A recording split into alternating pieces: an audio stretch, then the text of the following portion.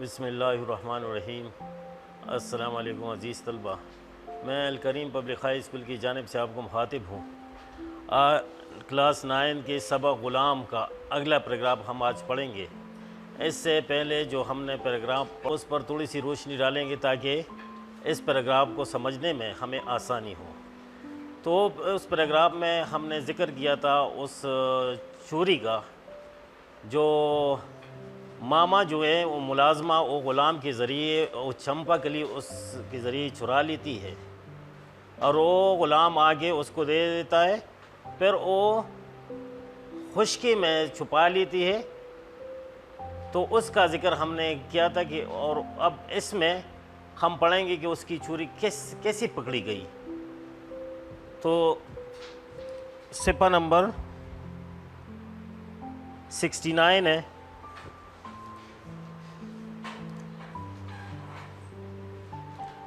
یہ کہ ماما جی جانا چاہتی تھی کہ سپاہی نے چھٹیا پکڑ کر گھسیٹ لیا۔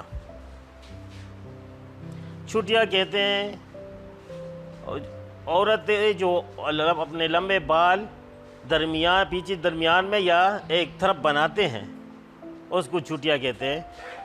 تو چھٹیا پکڑ کر گھسیٹ لیا۔ اس پر تو بڑھیا نے ادم مچایا، ادم یعنی شور مچایا، ہنگامہ برپا کر دیا کہ معاذ اللہ یعنی اللہ کی پناہ۔ سارا محلہ چیخ چیخ کر اور رو رو کر سر پر اٹھا لیا۔ اس وقت تو میں نہیں سمجھا تھا، مگر ہاں اب سمجھا ہوں کہ غل مچانے سے اس کا کیا مطلب تھا۔ اس کا مکان قریب ہی تھا، یہ اپنے بیٹی کو نوٹس تھا کہ مال گھر سے نکال دے۔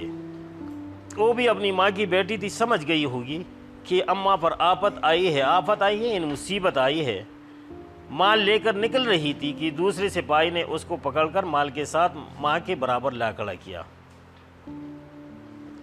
تو اس پیراگراف میں بتایا جا رہا ہے ہمیں کہ جب اس نے وہ چمپا کلی خشکی میں ڈالے تو ایک تیلی میں ڈال کے وہ باہر نکل رہی تھی کہ غلام کہتا ہے کہ میں نے ایک شور سنا، میں جلدی سے باہر نکل پڑا، دیکھتا ہوں کہ ایک سپاہی اس کو پکڑتا ہے، اس ماما کو، اس ملازمہ کو، اور چھٹیا سے پکڑ کر گھسیٹ لیتا ہے، کھینچ لیتا ہے،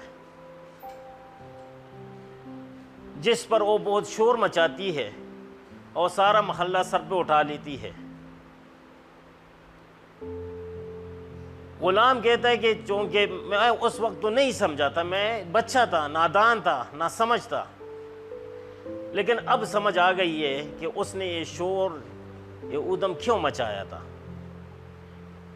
وہ اس لیے اس نے شور مچایا، وہ محلہ سر پہ اٹھایا، وہ کسی طریقے سے اپنے بیٹی کو سمجھانا چاہتی تھی شور کے ذریعے کہ وہ دوسرا جو جتنا مال اس نے چوری کر کے گھر میں چھپا رکھا تھا کہ بیٹی کسی طریقے سے اس کو اپنے گھر سے نکال باہر کر دے۔ تو غلام کہتا ہے کہ وہ بھی اسی کی بیٹی تھی، وہ بھی فوراً سمجھ گئی کہ ماں جو یہ شور مچا رہی ہے ضرور کوئی مصیبت اس پہ آ پڑی ہے۔ تو غلام کہتا ہے کہ وہ فوراً وہ سامان اٹھا کے گھر سے باہر نکل ہی رہی تھی کہ دوسرے سپاہی نے اس کو پکڑ لیا اور چوری شدہ مال سمیت اپنے ماں کے برابر کھڑا کر دیا۔ اگلے پیراگراف کو دیکھیں۔ اس کے بعد ہم سے پرسش شروع ہوئی، پرسش یعنی تفتیش شروع ہو گئی۔ مار سے ڈرایا، مٹھائی کا لالچ دیا، پھر ہم کو ان ماں بیٹی سے کیا دلچسپی تھی، مار کے ڈر اور مٹھائی کے لالچ سے سارا قصہ کیسے سنایا۔ اس کے بعد معلوم نہیں کہ وہ دونوں کہاں جہنم رسید ہوئے۔ ہاں یہ ضرور ہوا کہ ہم سے جو وعدے ہوئے تھے ان کا پہلا حصہ بہت دل بھر کر ہم کو پہنچا دیا گیا۔ گھر میں اب بھی ہم رہتے ہیں، لیکن ماماؤں اور نوکروں سے ہم کو ذرا کم ملنے دیا جاتا ہے، اور بھئی ہم خود بھی سمجھدار ہو گئے ہیں، اگر کچھ چراتے ہیں تو خود ہی کا پی کر برابر کر دیتے ہیں، کسی کو دیتے دلاتے نہیں۔ بلا سرکار کے مال کے جب ہم حقدار موجود ہے تو پھر یہ مال دوسروں کو کیوں پہنچے۔ بچپنا تھا، غلطی ہو گئی، اللہ معاف کرے۔ اس پیراگراف میں بھی فرحت اللہ بیگ نے بہت خوبصورت انداز مزاحیہ انداز اختیار کیا ہوا ہے اور کہتے ہیں غلام کہتے ہیں کہ ہم کو بھی پکڑ لیا گیا اور ہم سے بھی تفتیش پوچھ گچھ شروع کی گئی،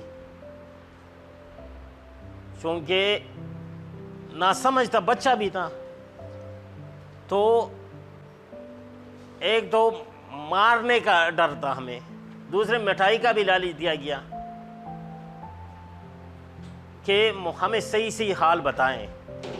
تو غلام کہتے ہیں کہ اس ماں بیٹی سے ہمیں کیا سروکار تھا، کیا مطلب تھا، میں نے بھی سارا قصہ صحیح صحیح سنا دیا۔ اور کہتے ہیں کہ ہم اب بھی اسی گھر میں رہتے ہیں، ان کا تو پتہ نہیں کہاں چلے گئے۔ پہلے ہم نہ سمجھتے، نہ دانتے، بچے تھے، تو جو کچھ ہمیں کہا جاتا ہم کر گزرتے، لیکن ہم سمجھدار ہو گئے۔ اور کہتے ہیں یہ مزاحیہ انداز میں کہتے ہیں کہ جب ہم خود ہی موجود ہیں تو دوسروں کے لیے چوری کیوں کرے، خود ہی کیوں نہیں کھاتے، کہ کیوں نہیں پیتے، کیوں نہیں چراتے۔ لیکن کہتے ہیں کہ پہلے نہ سمجھتے، غلطیاں بچوں سے ہوتی رہتی ہیں، ہم سے بھی غلطی ہو گئی ہے، اب آئندہ خیال کرتے ہیں، اللہ ہمیں معاف کرے۔ بس یہیں تک کافی ہوگا، انشاءاللہ اگلا سبق کل پڑھیں گے۔ خدا حافظ۔